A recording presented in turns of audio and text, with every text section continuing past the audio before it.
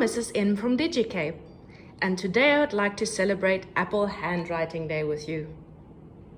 I would like to celebrate it with my Apple Pencil and a brand new app called Freeform. I'm sure you already know a lot of collaboration apps where you can work with other people. For example, Teams, Zoom, Padlet. But did you know that apps like Notes, Numbers, Pages, Keynote, and today I'm going to show you Freeform, can also enable collaboration? It's easy to collaborate. Say I want to collaborate in this keynote. I simply tap on this little square. And here I can send a copy via airdrop or other methods, or I can tap on collaborate. This is what Freeform looks like. And this is what Freeform looks like when you open it and you're working in it. Here you can see they're hard at work on the mural project. And they're even talking to each other. You can see the faces. Wow. They can share so many things. They're writing, some photos, videos, tables, keynotes, PDFs, pages, diagrams. It's amazing. So today I'm going to create a life skills lesson with you for grade 6 on conflict management. And I'm going to put as much collaboration and cooperative learning in it as I can. Let's tap on Freeform. Here you see my boards. You can create a new board by tapping on the square. Tap on the circle to get the tools. This tool over here converts your handwriting to text.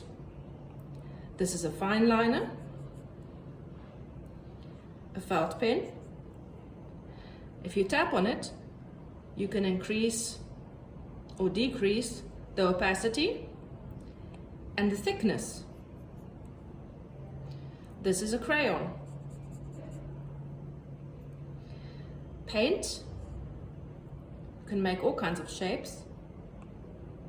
An eraser.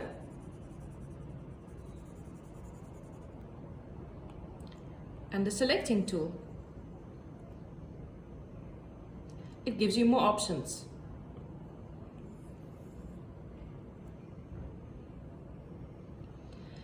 You can also change the colors. There are many more colors available.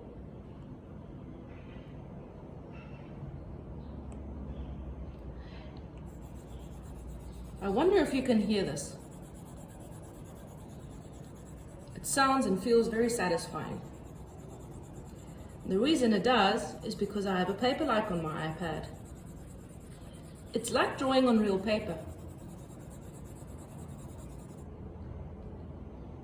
To take this away, I can undo. I can also add lovely shapes. There are so many shapes. All of these shapes are also available in Notes, Keynote, Pages, and Numbers. This here is a magnetic connector that will stick to the part you want to stick it to. See how it holds on to my word over there?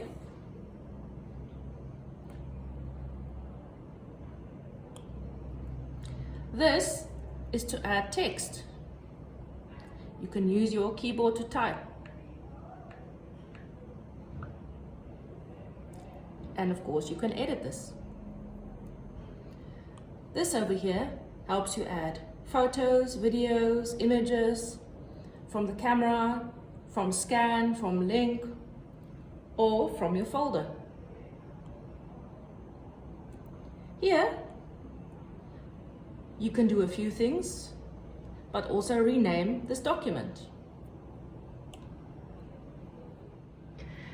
Okay, so I'm also going to use Freeform to plan my lesson. I want my lesson to be collaborative, not only because the students will be using Freeform, but also because I want to use cooperative learning. How am I going to do that? Well, I want them to form groups with this puzzle. Everybody gets a random piece, and then they find their groups by completing the puzzle. At the back of each puzzle piece, there will be a letter, and the letter will take them to a role. So everybody has a role. 5 students, 5 roles. Note how there's no leader role or presenter role, because then the others will sit back and think, oh, there's a presenter, so I don't have to know what's going on. The presenter will have to present.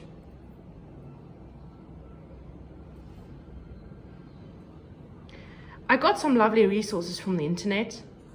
Here's a graph.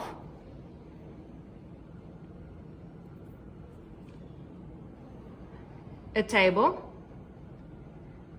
showing the computing shark, the avoiding turtle, the accommodating teddy, the collaborating owl, and the compromising fox. And this lovely quiz that each student can take to find out what conflict animals they are. So after doing the group formation and the role giving, cooperative learning style, I think I'm going to let them in the second phase discuss this as an icebreaker, this graph.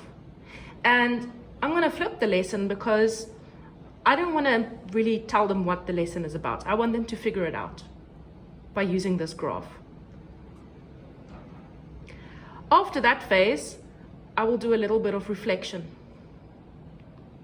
figuring out what they learned, how do they understand what they're going to do today. And when they're doing this phase, then they're going to work on Freeform, collaborating. So everybody has an iPad, let's assume, and let's assume everybody has a pencil, and I have now used Apple Classroom to share this. And then they can go and open it. That's what it looks like. And they need to discuss and brainstorm. And how will they do that? Well, basically just using their toolbox, and everybody writes their opinions, what they think is going on, as part of the icebreaker.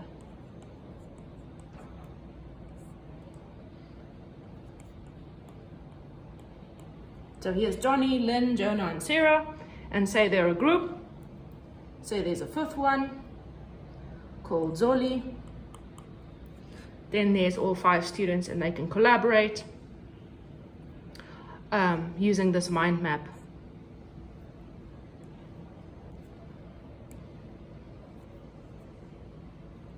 And then after checking in on them, seeing if everything is going all right, in my next phase, I could let every student take the quiz to figure out what conflict animal they are. And then, after that phase, do a little reflection again. Or a discussion, and see if people want to discuss their conflict animals, which I think they would want to do. And, you know, here we had a graph that integrates mathematics. So this also gives you data to make graphs with, which is great. And you can figure out how many sharks are there, how many turtles, how many teddies, and so on. And then I think in the last phase of the lesson, I'll print this out for them. So now I'm going to pretend I'm 2 students, Sarah and Johnny, each with their own iPads. Sarah looks at the graph and says, I like the owl and the fox because the fox compromises and the owl collaborates.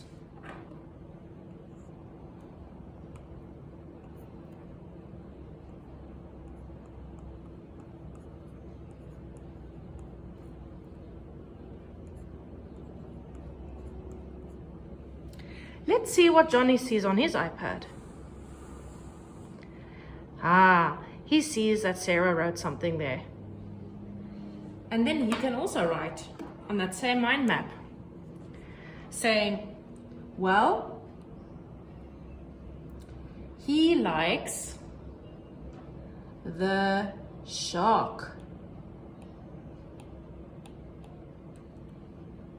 Because nobody messes with a shark. And he thinks that it's best in business to be a shark.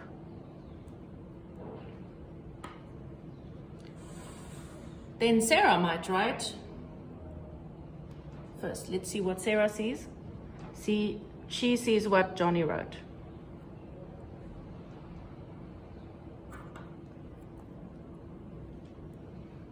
Sarah says, sharks are bad. And then Johnny says, not always. Thanks so much for watching. And don't forget to subscribe or like. Bye!